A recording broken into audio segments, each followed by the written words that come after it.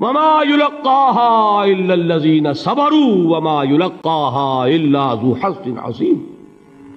اس کے بغیر تو نہیں ہوگا.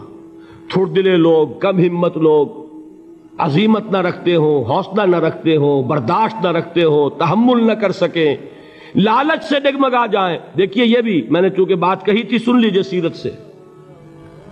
حضور صلی اللہ علیہ وسلم کے بارے میں جب مکے کے سرداروں کو یہ یقین ہو گیا کہ تشدد ہمارا فیل ہو گیا ہے، نہ محمد بدل ہوئے نہ ان کے ساتھی صلی اللہ علیہ وسلم ورضی اللہ تعالی عنہم اجمعین، تو انہوں نے دوسرا پاسا پھینکا. پہلا پاسا کیا تھا؟ استہزاء، تمسخر، مذاق، ڈیمورلائز کرو، نروس بریک ڈاؤن کرو، ان کا بیٹھ جائیں یہ پتاشے کی طرح. معلوم ہوا نہیں یہ تو کھڑے رہے.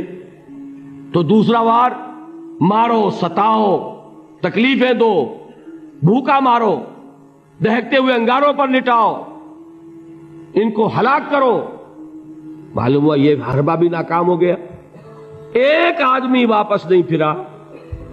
ایک شخص کو بھی ہم اپنے اس تمام پرسیکیوشن سے نہ توحید سے ہٹا سکے، نہ محمد سے برگشتہ کر سکے صلی اللہ علیہ وسلم. بلکہ مرض بڑھتا گیا جوں جوں دوا کی. ان کے اعتبار سے تو مرض تھا نہیں کہ وہ تو بات آگے بڑھ رہی ہے. ہم نے جتنا دبایا، وہ جو کہا ہے کہ اتنا ہی یہ ابھرے گا جتنا کہ دبا دیں گے، تو ہمارا دباؤ جو ہے وہ ناکام ہو گیا. تو تیسرا بار آیا تھا. وہ کیا تھا؟ سفارت آئی ابو طالب کے پاس. دیکھو ابو طالب تمہارا بھتیجا، کہ وہ تو بات آگے بڑھ رہی ہے. ہم نے جتنا دبایا، وہ جو کہا ہے کہ اتنا ہی یہ ابھرے گا جتنا کہ دبا دیں گے، تو ہمارا دباؤ جو ہے وہ ناکام ہو گیا. تو تیسرا بار آیا تھا. وہ کیا تھا؟ سفارت آئی. ابو جو ہے وہ ہمارے معبودوں کو باطل ٹھہرا رہا ہے، ہم تنگ آ چکے ہیں. اگر تو اسے بادشاہت چاہیے، اگرچہ ہم کسی بادشاہت کے عادی نہیں ہیں، لیکن ہم اسے اپنا بادشاہ بھی مان لیں گے. اگر اسے دولت چاہیے، وہ اشارہ کرے، ہم سیم و زر کے انبار اس کے قدموں میں لگا دیں گے. اور کہیں نکاح کرنا چاہے، اشارہ کر دے، جس اونچے سے اونچے گھرانے میں وہ چاہے گا قریش کے، ہم اس کی شادی کر دیں گے. تینوں ہی لالچ ہے نا دنیا میں. ویسے تو زر، زن، زمین، آپ کے ہاں یہ تین زے مشہور ہیں.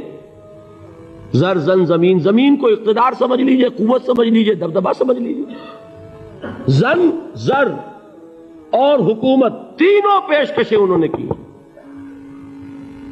دیکھیے یہ ہوتے ہیں مرحلے تحریکوں کے لیے بہت ہی نازک. نبی کے لیے تو خیر کوئی امکان نہیں تھا.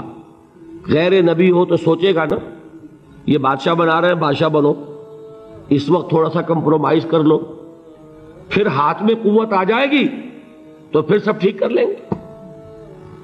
اگرچہ کبھی ٹھیک نہیں ہوتا، وہ ٹھیک ہوتا ہے اسی پروسیس سے جو محمد الرسول اللہ نے اختیار کیا.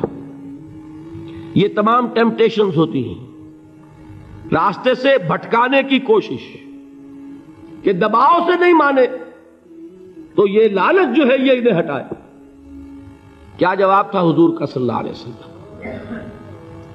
چچا نے جب بات کی ہے، انہیں براہ راست تو حضور سے بات کرنے کی جرت نہیں ہوئی تھی، ابو طالب کے واسطے سے بات کی ہے. چچا نے جب بات کی ہے آ کر، حضور نے فرمایا چچا جان اگر وہ میرے داہنے ہاتھ میں سورج اور بائیں میں چاند رکھ دے تب بھی میں یہ کام نہیں چھوڑ سکتا. تو عزیمت میں نے کہا تھا صبر کیا ہے؟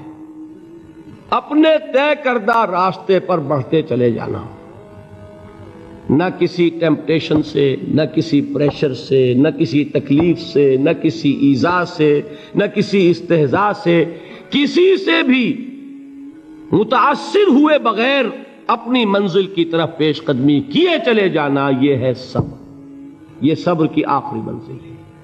اور انقلابی صبر جو ہے اس میں ایک مرحلہ آتا ہے پیسیو ریزسٹنس، ایک آتا ہے ایکٹیو ریزسٹنس.